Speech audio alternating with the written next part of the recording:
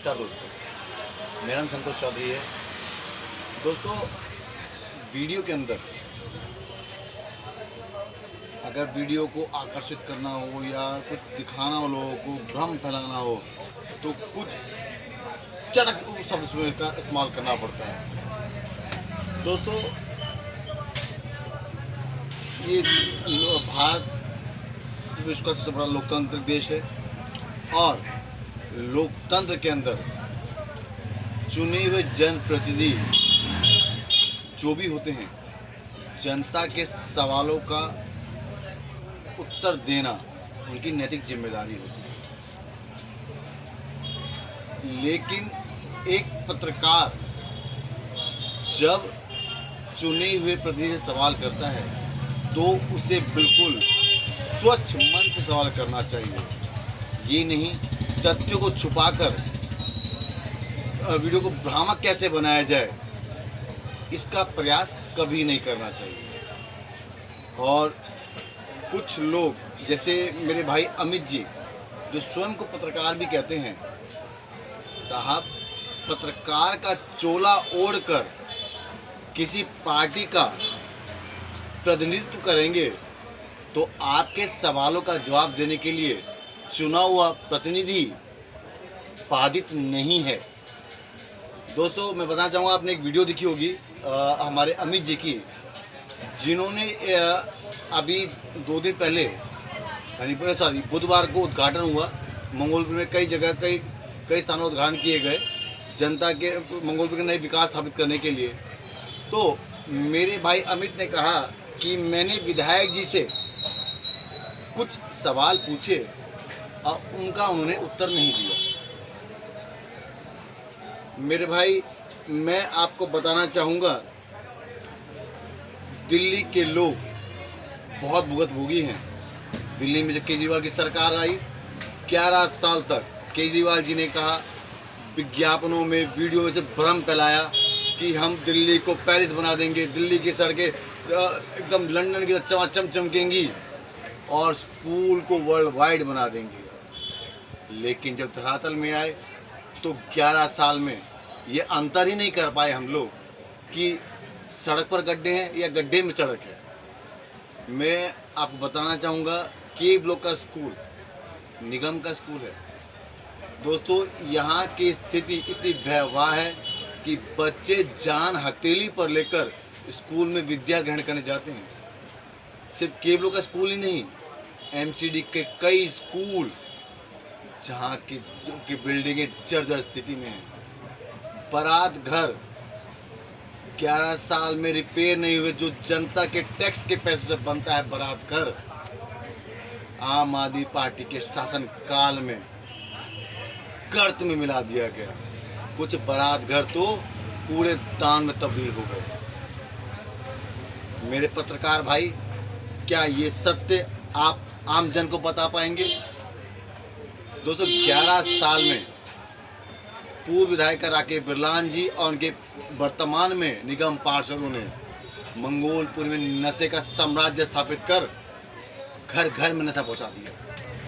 और उस नशे के कारण छोटे छोटे बच्चे कानून को हाथ में ले रहे हैं, गुंडागर्दी करने का प्रयास करते हैं, मर्डर करने का प्रयास करते हैं। क्या पत्रकार महोदय आप जनता को बता पाएंगे? और अब बात करते हैं तथ्य छुपाने की। मंगोलपुरी में भी राजकुमार चौहान जी जब विधायक बनकर आए तो उन्होंने स्पष्ट कहा कि मैं यहाँ राजनीति करने नहीं आया हूँ, मैं सिर्फ जनमानस की सुविधाओं के लिए काम करूँगा और काम करने आया हूँ। मेरे हर जनता के हर सवाल का जवाब मेरा कार्य करके दिखाएगा। और सत्य भी है। मेरे भाई ने कहा लोगों की चमाचम भीड़ में कि तथ्य को छुपाकर एक सवाल दागा कि मंगोलपुर में पानी गंदा आता है। मेरे भाई, 11 साल में कोई विकास नहीं हुआ। ये कहो कि चुटकी में सब बदल जाएगा, वो भी संभव नहीं है। लेकिन विधायक जी दिन रात प्रयासरत हैं कि मंगोलपुर का विकास कैसे सुनिश्चित हो। दोस्तों, मैं बताना चाहूँगा, गंदे पानी की समस्या के निदान के लिए अधिकांश गलियों के पाइप लाइन चेंज किए गए हैं और चेंज किए जा रहे हैं। पत्रकार महोदय, क्या आपने इस सत्य से जनमानस को अवगत कराया? क्या आपने ये जनमानस को बताया कि निगम के कई स्कूल जो विधायक के अधिकार क्षेत्र में नहीं आते, लेकिन विधायक को अपने क्षेत्र से प्यार है, अपने अधिकार क्षेत्र से बाहर निकलकर उन्होंने मुख्यमंत्री रेखा दीदी से विनती की कि मेरे को अपने निगम के स्कूलों की जर्जर हालत को सुधार लाना है, उनको जीर्णोद्धार के लिए बजट चाहिए। मैं कह रहा हूँ आपको, सी ब्लॉक का के ब्लॉक का स्कूल लगभग 8.5 करोड़ का बजट लेके आए, सी ब्लॉक का स्कूल लगभग 7.5 करोड़ रुपये लेके आए। जिन बारात घर की स्थिति जर्जर हो रखी है उनके लिए 4 करोड़ रुपए का बजट लेके आए। दोस्तों, यही नहीं, स्नान घर मंगोलपुरी में 2 अटल कैंटीन योजना का होना, 8 आरोग्य मंदिर जो जनमानस के स्वास्थ्य के लिए बनाया गया।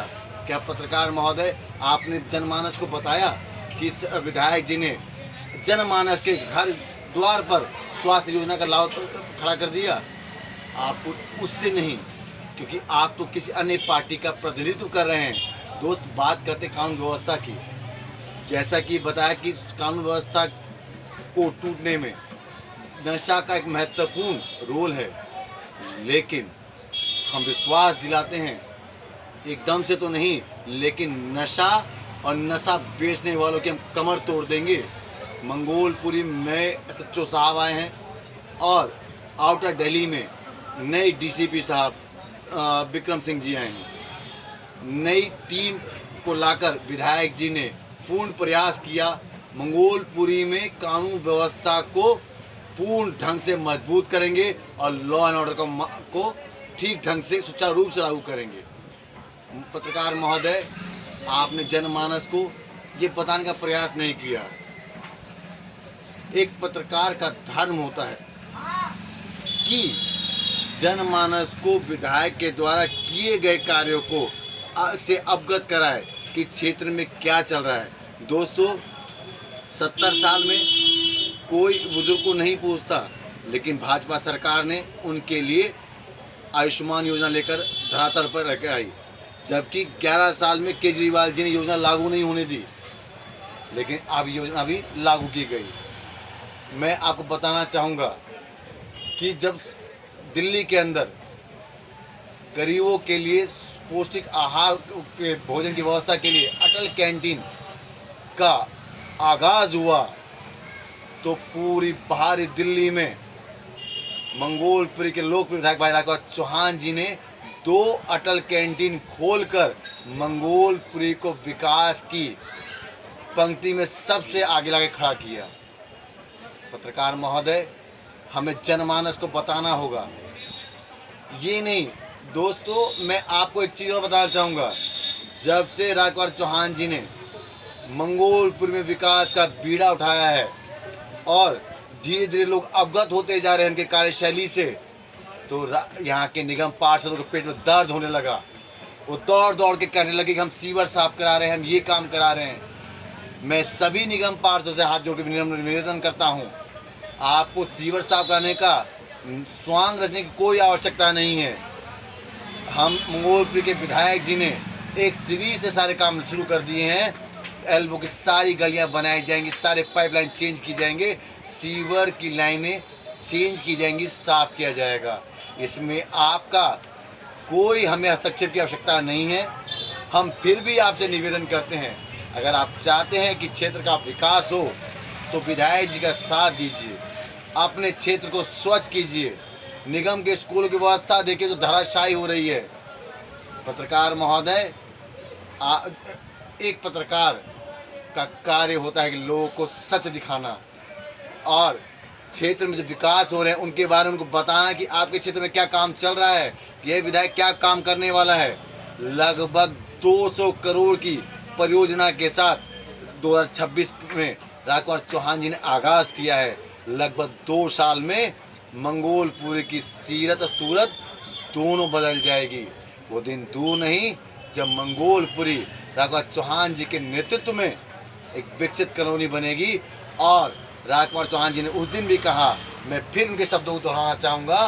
उन्होंने कहा, मैं राजनीति करने नहीं आया हूँ, मेरा कार्य ही जनता का सवालों का जवाब होगा। मेरा एक ही उद्देश्य है, जनमानस की सुविधाओं के लिए, क्षेत्र के विकास के लिए दिन रात तत्परता से लगा रहूँगा। और यही कारण है कि चाहे संडे हो, मंडे हो, दिन हो, शाम हो, हर समय जनमानस के लिए लगे रहते हैं। सोमवार, मंगलवार, बुधवार 3 दिन मंगोलपीर के ऑफिस में बैठते हैं। बृहस्पतिवार, शुक्रवार, शनिवार रोहिणी के ऑफिस में बैठकर जनता की समस्या का समाधान करते हैं। और वहाँ से निमंत्रण देते सभी को कि क्षेत्र में विकास चल रहा है, यदि आपको लगता है कहीं कोई दिक्कत है तो आके मुझे अवगत कराएं, ताकि मैं उसका भी बड़ी तत्परता के साथ विकास कर सकूं। यदि कोई समस्या क्षेत्र में कहीं होती है तो मुझे उसका भी अवगत कराएं, मैं वो भी उसका कार्य करूंगा और आपकी समस्या का निदान करूंगा। दोस्तों, मैं बताना चाहूँगा यहीं पर केशव बॉबी चौहान जी के बारे में। दोस्तों, हमें डबल विधायक का लाभ क्या हुआ? डबल विधायक का लाभ ये हुआ कि केशव बॉबी चौहान जी, राजकुमार चौहान जी ऑफिस में बैठते हैं सुबह 10 बजे से 1 बजे तक। उसके बाद बॉबी चौहान जी 2 बजे से लेकर रात के 10 बजे तक चौक चौराहों लोगों से मिलते हैं, उनकी समस्या को जानते हैं और उनको उसका निदान करते हैं। उनका कहना है कि जब मैं जनमानस के बीच में रहूँगा तभी मुझे जनमानस की समस्याओं का भान होगा और मैं उनकी समस्या का निदान कर सकूँगा। पत्रकार महोदय, कोई चोला ना ओढ़े, जनता को सच बताएं। इसी के साथ मैं अपनी वाणी को विराम देता हूँ। जय श्री राम।